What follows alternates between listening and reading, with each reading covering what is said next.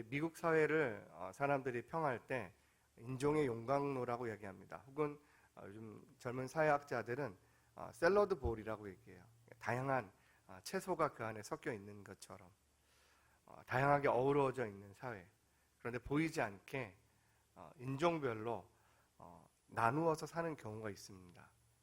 특별히 이런 배경이 됐던 건 남북전쟁을 계기로 노예제가 폐지가 됩니다. 그래서 농장에 있던, 남쪽에 있던 대농장에 있던 흑인 노예들을 이제 농장 밖으로, 집 밖으로 내보내야 됐는데, 그들이 자기들 집 근처에 사는 것들이 불편해서 어떻게 하냐면 특정 지역에, 그냥 황무지죠, 거기다 이 사람들을 집단적으로 거주하게 만들었습니다. 그래서 지금도 보면 미국 도심지마다 한 외곽지역마다 흑인들이 모여 사는 지역이 있어요. 보통 이제 여기를 뭐 슬램가라고 하기도 하고 여러 가지 이야기들을 붙입니다. 심지어는 이걸 한번 미국 사람들이 조사를 했어요. 에이시아는, 그러니까 한국 사람들이나 일본 사람, 뭐 중국, 인도 사람들은 사는 곳에 그 집에다가 빨간색으로 표시를 하고, 백인은 파란색, 히스패닉은 오렌지, 흑인은 초록색, 그 외에 이제 여러 뭐 네이티브 아메리칸 같은 사람들은 갈색으로 표시를 해놨습니다. 그 지역을 봤을 때 보면 미국 대도시를 중심으로 이게 초록색만 딱 모여 있는 지역들이 있어요. 거기는 늘 낮에도 총격 사고가 있고 그냥 창문 밖에 늘 총성이 들리는 동네입니다. 가난한 동네죠. 가난한 동네의 가장 큰 문제는 가난이 그러니까 대를 이어서 물려가고 있다는 거예요. 배우려 하지도 않고 도전하려고 하지도 않고 그 문화들이 있어요. 근데 예수님 당시에도 가난한 사람들이 모여 살았던 동네가 하나 있었습니다. 그 동네 이름이 바로 베단입니다. 놀랍게도 지금 미국의 아름다운 그 주마다 도시에 보면 그 베단이라는 데가 다 보통 부촌이에요. 근데 이 이름의 뜻은 가난이라는 뜻입니다. 고난이라는 뜻이에요. 그래서 그 의미를 옮기면 가난의 집, 고난의 집이라는 뜻을 갖고 있습니다. 성경에도 여러 군데 베다니가 있거든요. 지금 이제 예수님께서 지금 나사로를 만나러 가기 전에 머물러 계셨던 이 요단강 동편에 베레아 지방에 지금 베다니에 예수님 계세요. 근데 공교롭게도 예수님 지금 어디로 가세요? 나사로가 사는, 마르다와 마리아가 살고 있는 또 다른, 그러니까 예루살렘에 아주 가까운 한 거리가 한 3km 정도 됩니다. 감나산 동편에 위치하고 있는데요. 여기가 산등성이 그 산기슭 아래에 있어가지고 정말 사람들이 겨우 집을 만들어 놓고 사는 곳이었습니다. 참 이곳은 가난했는데 감사한 건 뭐냐면 사람들의 정겨움과 기쁨이 늘 있었습니다. 힘들게 살지만 식구들을 돌아보는 부모가 있었고, 또 때로는 가난하지만 서로가 어우러져서 이웃 사람들의 먹을 것 한 번씩 챙겨주는, 이스라엘에 가면 민속촌 같은 데가 있거든요. 이 베다니 마을을 그대로 만들어준 데가 있습니다. 그곳 가면 그 입구에 보면 포도즙 틀이 있어요. 그 안악들이, 젊은 청년들이 딴 포도들을 발로 밟아서 그 집에 틀을 따고 그것들을 주변에 나누는, 가난하지만 뭔가 기쁨이 있는 그러한 동네였습니다. 특별히 이 동네에는 누가 살아요? 말씀드렸던 것처럼 마르다와 마리아, 그리고 예수님께서 누구보다 사랑하셨던 나사로가 살고 있었습니다. 성경을 읽다 보면 재미있는 표현이 하나 나와요. 요한복음 3장에 보면 이제 이의 누이들이, 그 누이들이 누구겠어요? 나사로의 누이죠. 마르다와 마리아가 예수님께 사람을 보내서 이렇게 얘기합니다. 주여 보시옵소서, 사랑하시는 자가 병들었나이다. 이렇게 설명하고 있거든요. 근데 5절 말씀에 보면 또 예수께서 본래 마르다와 그 동생 나사로를 사랑하시더니, 여기서 이제 뭐 나사로가 아픈 이야기나 기별을 보내서 도움을 청하는 건 좀 나중에 보고요. 표현이 나와요. 그 누이들이 나사로를 설명할 때 어떻게 해요? 3절 말씀에 사랑하시는 자. 그리고 5절에 보면 예수님께서도, 요한도 이렇게 기록해요. 예수께서 마르다와 그 동생과 누구예요? 마리아겠죠. 나사로를 사랑하시더니. 이 말들을 읽다 보면 우리가 이해가 됩니다. 하나님이, 예수님께서 정말 이 가정을 유난히 사랑하셨구나. 특별히 나사로를 많이 아끼시고 참 좋아하셨구나. 그 어떤 분위기를 알 수 있습니다. 근데 이 두 개의 단어가 다릅니다. 한 단어는 3절에 있는 단어를 보면 이게 필레오라는 단어를 써요. 이게 어떤 의미예요? 우리가 아는 것처럼 형제 간에 지기 간에 갖고 있는 동기 간에 갖는 사랑을 의미합니다. 이 의미에는 마르다와 마리아가 예수님께서 나사로를 아끼는 걸 알아요. 사랑하는 걸 알아요. 근데 이거를 꼭 형제처럼 사랑한다고 생각했던 것 같아요. 여러분, 형제처럼 사랑하는 것도 큰 거죠. 그죠? 네, 그렇지 않아요?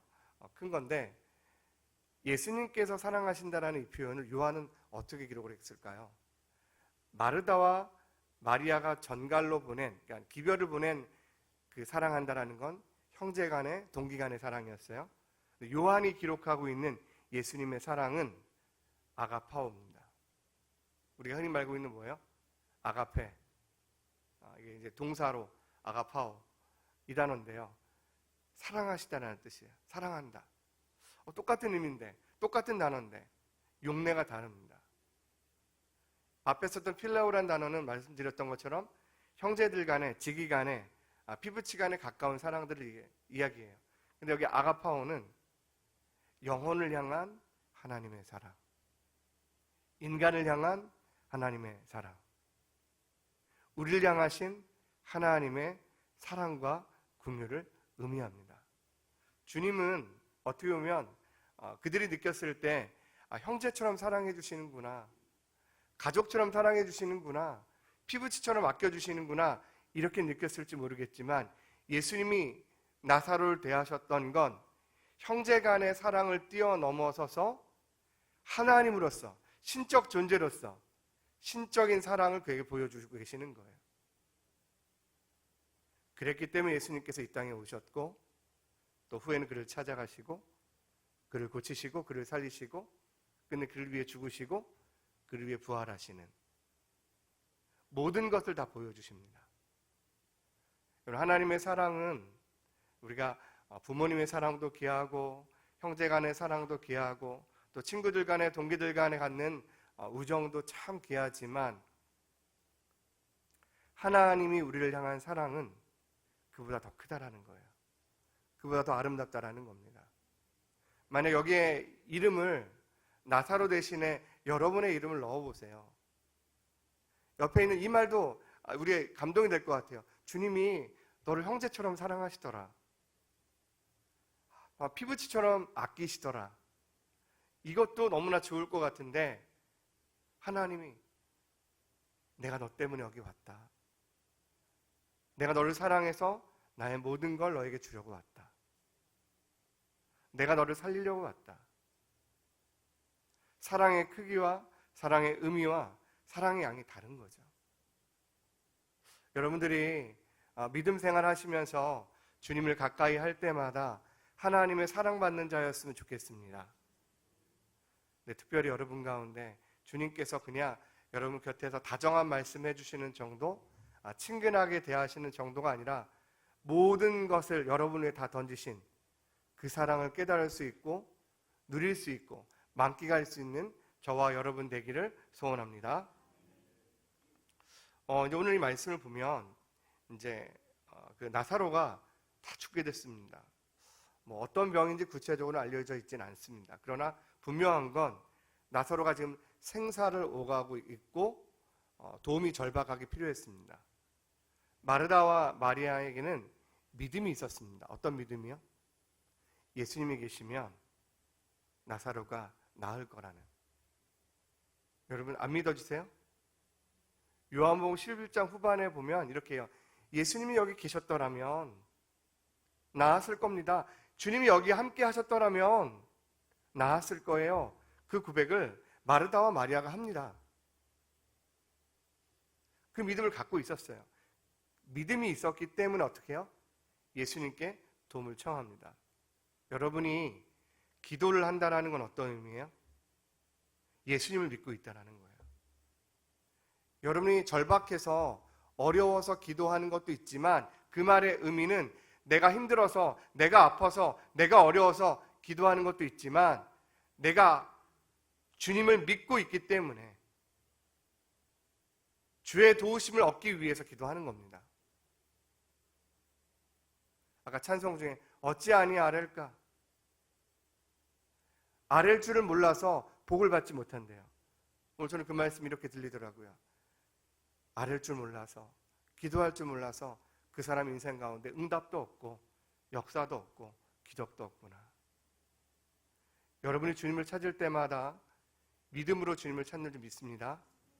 여러분, 아플 때마다 망설이지 마세요. 주님께 말씀드리세요.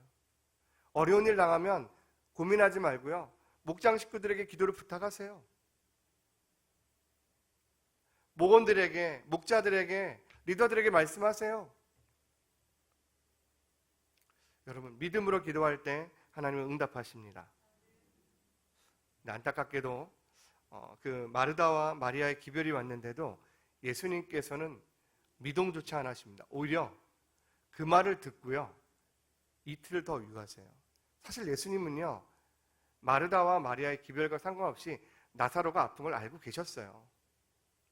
이 사건의 결말도 알고 계세요. 그런데 예수님은요, 먼저 가시지도 않았고, 또 두 번째로 마르다와 마리아가 사람을 보내서 간곡히 부탁을 했는데 생사를 오가고 있다고 하는데 예수님이 움직이지 않으셨어요. 왜 이틀 동안 더 머무신 이유가 무엇입니까? 두 가지 이유입니다. 하나는 사람이 생각하는 타이밍하고 하나님이 생각하시는 타이밍이 다르기 때문입니다. 예수님은 철저하게 사람의 타이밍이 아니라 하나님의 타이밍에 따라 움직이셨습니다. 하나님의 시간, 하나님의 계획, 하나님의 좌표, 하나님의 계획대로 나아가셨던 거예요. 물론 예수님께서 마르다와 마리아가 기별하자마자 찾아가셔서 고쳐주실 수도 있었습니다. 예수님은 병고침을 넘어서서 더 큰 걸 보고 계셨어요. 무엇을 보고 계셨습니까? 부활을 보고 계셨던 거죠. 우리 예수님께서는 나사로의 그 아픔과 어려운 상황들을 통해서 더 큰 하나님의 영광을 보여주고자 하셨습니다. 어떤 면에서는 하나님의 능력의 크기가 다른 것을 깨닫게 해주시는 부분도 있었고, 한편으로는 예수님의 십자가와 부활을 한편으로는 예고하는, 예표해주는 모습도 있었습니다. 그러면 여러분 있잖아요, 고난의 시간이 길면 길수록 힘듭니다. 고난의 강도가 더하면 더할수록 너무나 힘듭니다.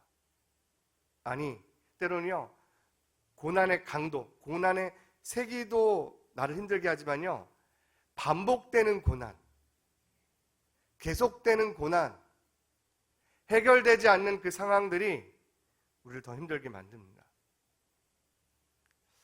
지치게 만들죠. 어렵게 만듭니다. 무너지게 만듭니다. 그러나 오늘 말씀을 빌려서 보면 이 고난 속에 숨겨진 하나님의 계획이 있었고, 하나님이 감추어 두신 하나님만의 아름다운 목적들이 있었습니다. 여러분, 목적이 없는 고난은 없어요. 의미가 없는 고난은 없습니다. 여러분, 고난 가운데 있다라는 건 하나님께서 그 안에 하실 일이 있다라는 거예요. 여러분, 아픔 가운데 하나님께서 하실 일이 있고, 여러분이 겪고 있는 이 어려움들 속에서 우리 하나님께서 행하실 일들이 있다라는 겁니다. 놀라운 건 또한 그 고난을 통해서 하나님께서는 반드시 목적하신 일들을 반드시 이루십니다. 그리고 끝내는 그 고난의 끝에는 하나님의 영광이 드러나요. 하나님이 누구신지 나타납니다. 오늘 예수님께서 이런 말씀하시잖아요. 이 일이 오히려 하나님의 영광을 나타낸다고. 영광이 어떤 의미예요? 우리가 성경에서 창세기의 말씀을 빌리면 가장 빛나는 거예요. 광채가 있는 겁니다. 이스라엘 전체 역사에서는 영광은 가장 무게 있는 것, 가장 무거운 것, 가장 가치 있는 것이에요. 오늘의 의미는 뭘까요? 가장 빛나는 거요? 무게 있는 거요? 아닙니다. 하나님의 본질이 드러나는 거예요. 우리가 먹든지 마시든지 무엇을 하든지 간에 하나님의 영광을 위한다 할 때 그 말씀은 하나님의 본질이 드러나는 거예요.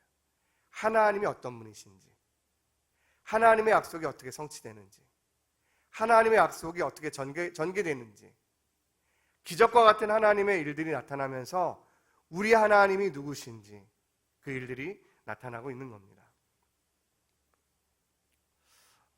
근데 마르다는요, 이걸 잘 몰라요. 오늘 저희가 읽진 않았지만 17절부터 27절까지 그리고 그 뒤까지 쭉 읽다 보면 마르다는 이걸 이해를 못합니다. 요한복음 11장 21절에 이런 말씀이 있습니다. 마르다가 예수께 여짜오되 주께서 여기 계셨더라면, 여기 어떤 표현이 나왔죠? 아까 말씀드렸던 것처럼 여기 계셨더라면.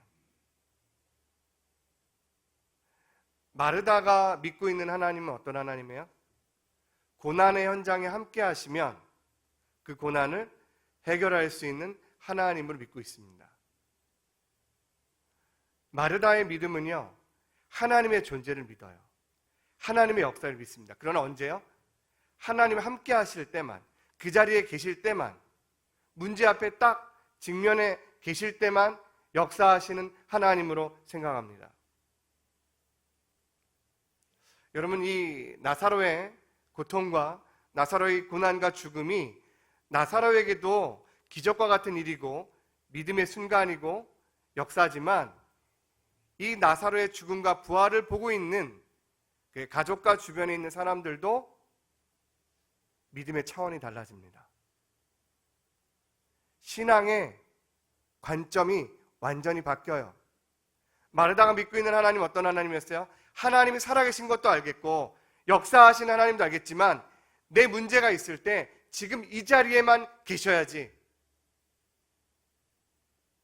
내가 아플 때 이 자리에 계시면 고칠 수 있고, 내가 어려움 당할 때 주님 여기 계시면 이 문제를 풀 수 있고. 마르다가 이렇게 얘기하잖아요. 21절에 마르다가 예수께 여짜오되 주께서 여기 계셨더라면 내 오라버니가 죽지 아니하였겠나이다. 그러나 나는 이제라도 주께서 무엇이든지 하나님께서 구하시는 것을 하나님이 주실 줄 아나이다. 놀라운 건 마르다는요, 어떤 믿음의 단계가, 이걸 좀 표현이 그런데 그냥 차원이라고 하죠. 이렇게 더 어떤 높은 위치에 가는 건 아니지만 그 갖고 있는 믿음은 굳건했어요. 저는 여기서 처음 믿는 분들이든 오래된 믿음을 갖고 있든 또 믿음의 초보이든 믿음의 어린아이든 장성한 자이든 확신에 찬 믿음을 갖고 있기를 소원합니다. 근데 여기서 이렇게 얘기합니다. 오라비가 죽지 않았을 겁니다. 근데 23절에 예수님께서 이렇게 얘기해요. 예수께서 이르시되 내 오라비가 다시 살아나리라. 근데 24절에 다시 한번 마리아의 생각과 마리아의 믿음의 크기가 드러납니다. 마르다가 이르되 마지막 날 부활의 때에는 다시 살아날 줄을 내가 아나이다. 역사의 끝이 올 때, 종말이 올 때, 지금 우리 눈에 보이는 하늘이 거쳐지고 새로운 하늘과 새 땅이 임할 때 이 죽은 나사로가 살아날 거라는 거예요. 부활을 언제 일로 생각하면 나중 일로 믿고 있는 겁니다. 여러분, 마르다의 믿음 우리는 쉽게 생각해서는 안 됩니다. 어떤 믿음이에요? 주님의 존재에 대한 믿음이 분명합니다. 하나님의 역사에 대한 믿음도 분명합니다. 부활의 신앙도 갖고 있습니다. 근데 문제는 뭐예요? 이게요, 나중 일로 생각하는 거예요. 근데 주님이 어떻게 하십니까? 이 사건 속에서 이 말씀을 하세요. 25절에 예수께서 이르시되 나는 부활이요 생명이니 나를 믿는 자는 죽어도 살겠고 무릇 살아서 나를 믿는 자는 영원히 죽지 아니리니 이것을 내가 믿느냐? 주님이 얘기해요. 너 거기서 멈춰 있으면 안 돼. 잘 들어봐. 내가 부활이란다. 나를 믿으면 다시 살아난다. 이 말씀을 하시면서 이 말을 꺼내자 마르다의 믿음의 고백이 바뀝니다. 27절입니다. 저와 여러분이 함께 읽겠습니다. 이르되 주여 그러하외다. 주는 그리스도시요 세상에 오시는 하나님의 아들이신 줄 내가 믿나이다. 아멘. 믿음이 달라졌어요. 생각이 바뀌었습니다. 차원이 달라지고 있습니다. 여러분, 좀 죄송하지만 내가 당하는 고난, 또 우리 식구들이 겪고 있는 이 어려움들, 또 이거를 견뎌내고 싸워내고 또 끝내는 이 가운데 이겨내는 순간을 보면서 나의 믿음도 우리 가족들의 믿음도 커지지만 이것을 지켜보고 있는 주변에 있는 사람들의 믿음도 커진다라는 거예요. 우리 교회 성도님들 가운데 여러 어려움을 겪고 있는 분들이 몇몇 분들이 계십니다. 아픈 중에 또 어려운 중에도 늘 예배하는 자리를 지키는 모습을 보면서 성도님들이 도전을 받습니다. 저렇게 아픈데, 저렇게 힘든데 늘 예배의 자리를 지키네. 저렇게 어려운데, 포기할 만도 한데 포기하지 않고 기도의 자리를 지키는 그 모습을 보면서 감사도 되고 감동도 되고 또 어때요? 내게 자극이 되면서 새로운 영적인 도전이 됩니다. 우리가 매주 주일 예배를 마칠 때마다 요즘 다니엘의 기도를 부르고 있잖아요. 여러분 인생 가운데 한 분 한 분이 간증의 주인공 되기를 소원합니다.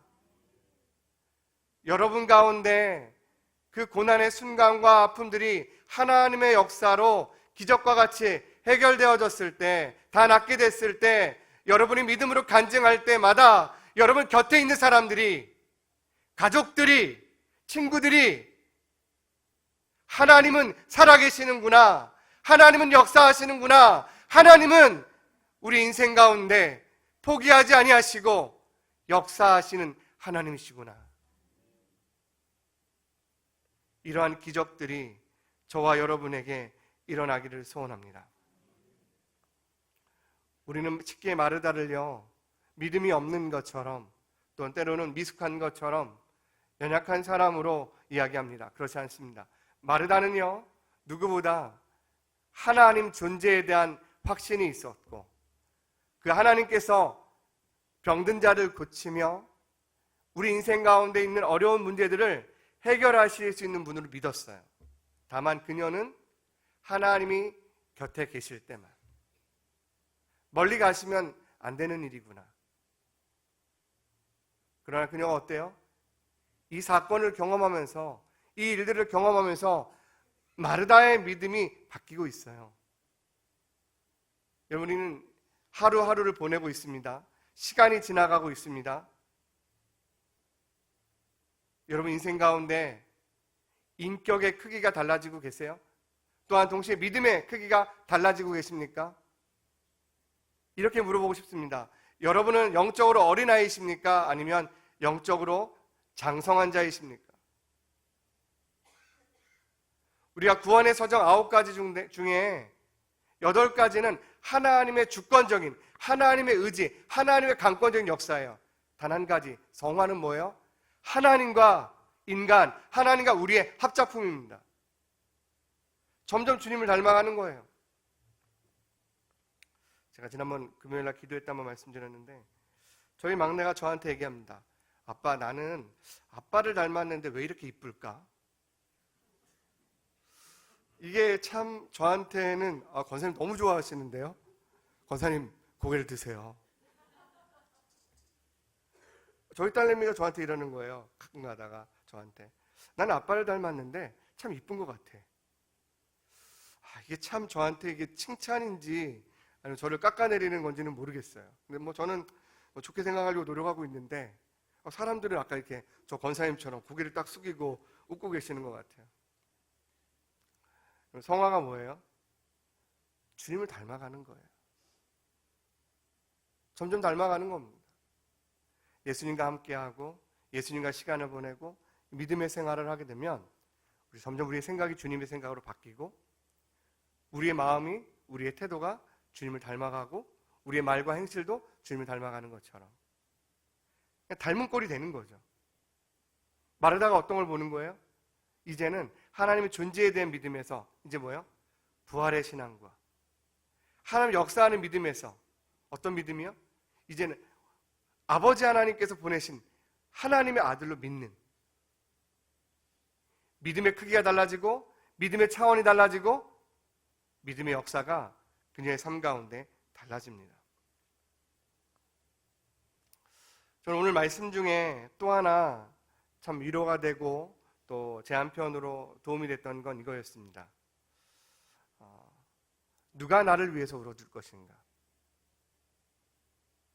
여러분이 아프면 누가 울어줄 것 같으세요? 제가 갑자기 얼굴들 이렇게 보니까 여쭤보고 싶은데 여러분 아플 때 자녀들이 울어줄 수 있죠. 여러분 아플 때 배우자가 울어줄 수 있죠. 여러분 아플 때 가까운 이웃들이 또 믿음의 동역자들이 함께 울어줄 수 있습니다. 그게 복입니다. 은혜입니다. 어려운 중에 감사할 일이죠. 그런데 여러분 나를 위해서 또 한 분이 울고 계시는 분이 있어요. 신약 성경에 예수님께서 이 살리신 사건이 이제 나오긴 하지만 눈물을 흘린 사건은 2번밖에 기록되어 있지 않아요. 한번 예수님께서 답답한 마음으로 예루살렘과 이스라엘을 보면서 우시세요. 민망히 여기면서. 근데 사람을 보면서 우셨다는 장면은 나사로에게만 나오세요. 저는 이 말씀이 참 위로가 되더라고요. 나사로가 참 곤란해졌는데 어려움을 겪었는데 아니 끝났는데 이 말씀이 이렇게 나와요. 예수님 먼저는요 나사로의 죽음 때문에 울고 있는 사람들을 민망히 여기세요. 이미 나사로의 그 고통과 나사로의 죽음으로 그 집안과 주변 사람들 안에 눈물이 가득합니다. 그걸 예수님께서 비통히 여기세요. 통분히 여기세요. 그러면서 예수님께서 어떻게 해요? 같이 우세요. 저는 이 말씀 속에서 하나님은 어떤 분이신가? 내가 어려운 일을 당할 때, 내가 고통을 당할 때, 내가 아파하는 그 순간에 나와 함께 하셔서 나를 위해 울어주시는 분이십니다. 여러분, 이제 바울 서신을 보면 바울이 참 기가 막힌 표현들을 하거든요. 이제 우리 여름에 이제 한번 빌립보서를 4주 동안 금요일에 나누게 되는데요. 그 말씀 속에 여러분 보면 주님께서 보좌에 앉아 계실 때가 있고 그 보좌에서 일어나실 때가 있어요. 보좌에 앉으셨다라고 얘기할 때는 모든 걸 하나님의 통치 가운데. 그럼 그 보좌에 일어나셨을 때는요 여러 가지가 경우가 있지만 그 중에 하나가 뭐냐면 당신이 사랑하는 사람이 고통 가운데 있을 때 믿음의 역전을 이루는 순간들마다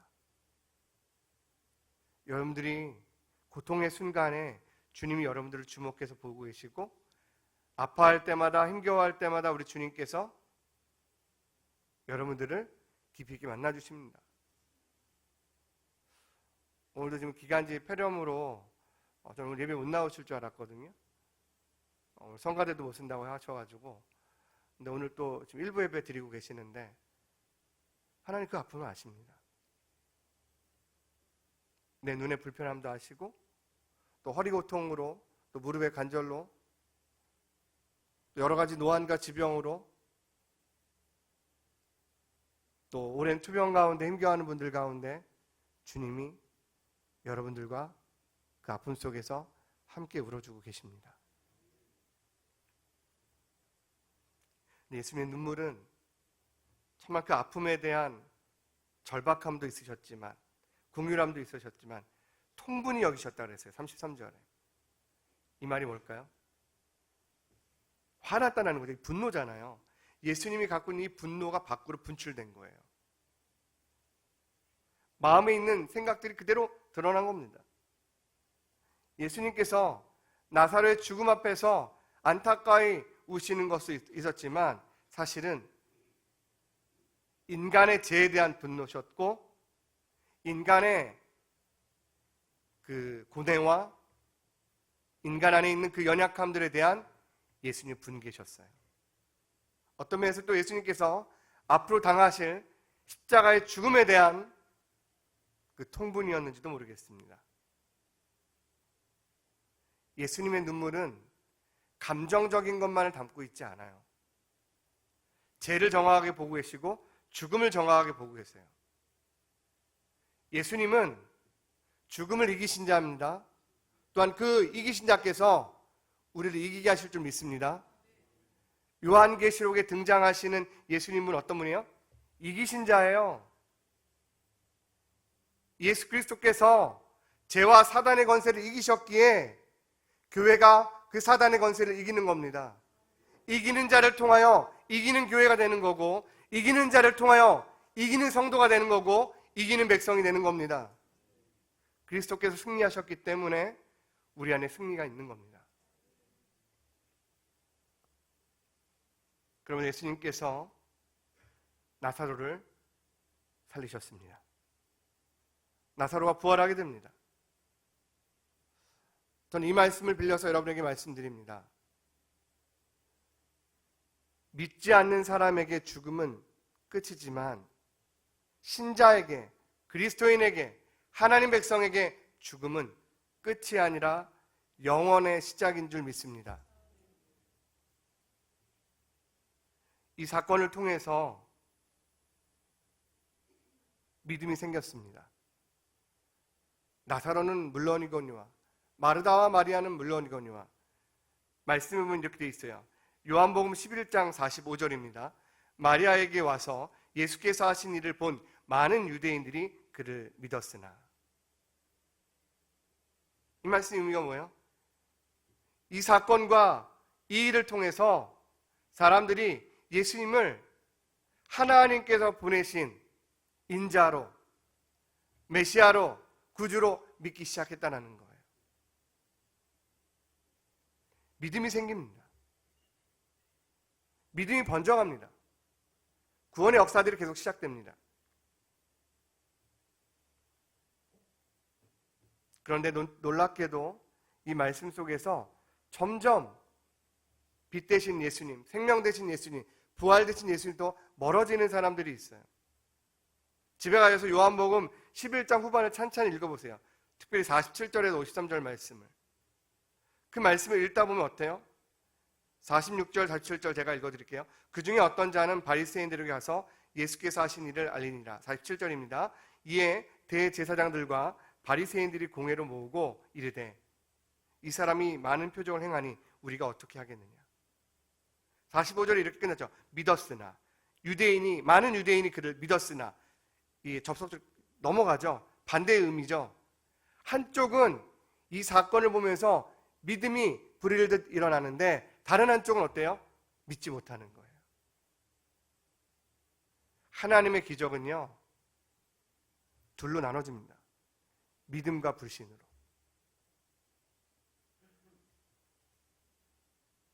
여러분 가운데 어느 편에 서시겠습니까? 여러분 인생 가운데 하나님께서 역사를 베푸실 때마다, 여러분 가정 가운데 기적을 베푸실 때마다, 여러분 자녀들에게 하나님의 역사를 이루실 때마다 여러분 어느 편에 서 계시겠습니까? 믿음을 갖고 주님을 따라가시겠습니까? 아니면 그 기적에도 불구하고 그 역사에도 불구하고 오히려 등을 돌리면서 이를 반박하는, 돌아서는 자리로 나아가시겠습니까? 재미있는 건 예수님께서는 이 사건 속에서 더 이상 아무것도 묻지 않으시고 54절 말씀입니다. 그러므로 예수께서 다시 유대인 가운데 드러나게 다니지 아니하시고 거기를 떠나 빈들 가운데 가까운 곳인 에브라임이라는 동네에 가서 제자들과 함께 거기 머무르시느니라. 사람들을 피하십니다. 그들 돌을 들었기 때문에요? 아닙니다. 그게 무서워서 그런 게 아니에요. 예수님은요, 사람들을 피해서 떠나신 게 아니라 하나님의 아버지의 타이밍을 기다리면서 잠시 물러나신 거예요. 오늘 저희가 보고 있는 이 요한복음 21장을 흔히들 요한복음의 신학자들 아니면 신학자들이 이야기할 때 표적의 책이라고 얘기합니다. 오늘 이 나사로의 부활이 예수님의 7가지 표적 가운데 마지막 세븐 사인, 세븐 미라클스인데 이렇게 끝나고 있는 건데요. 이 다음의 책부터는 뭐냐면 13장부터 영광의 책이라고 부릅니다. 요한복음을 둘로 나누거든요. 하나는 예수님이 하셨던 일들과 그 일들이 어떤 의미를 갖고 있는지. 특히 요한복음 14장, 15장, 16장 그 다락방 광화를 통해서 예수님께서 이 땅에 오신 이유와 우리에게 행하시는 일들과 예수님 떠나신 이후에 성령께서 임하실 때 어떤 일들이 일어난지를 아주 구체적으로 말씀하십니다. 저희가 어떻게 보면 요한복음에서 큰 한 단락을 끝내고 있습니다. 여러분은 어느 타이밍에 서 계십니까? 믿음의 타이밍에 아니면 불신의 타이밍에 서 계십니까? 주님은 그 답을 듣지 않으시고 조용히 물러나셨어요. 다시 나타나실 겁니다. 다시 오실 겁니다. 그때 여러분의 믿음을 말씀해 보세요. 기도하겠습니다.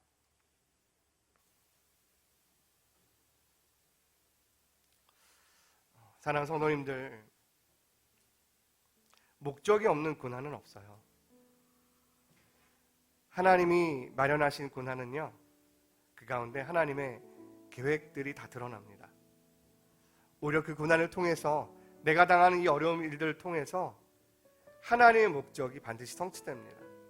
놀라운 건 그 사건을 통해서 하나님이 어떤 분인지 온전히 드러나고 내게 생각지도 않았던 믿음이 불현듯 일어나게 됩니다. 여러분에게 한번 여쭤보겠습니다. 지금 내게 주어진 고난 속에서 하나님의 계획이 있다고 신뢰하고 계십니까? 그 고난 가운데 여러분에게 약속하셨던 하나님의 그 사명과 약속을 붙잡고 계십니까? 여러분, 주님이 이 고난 가운데 홀로 싸우게 두지 않으세요.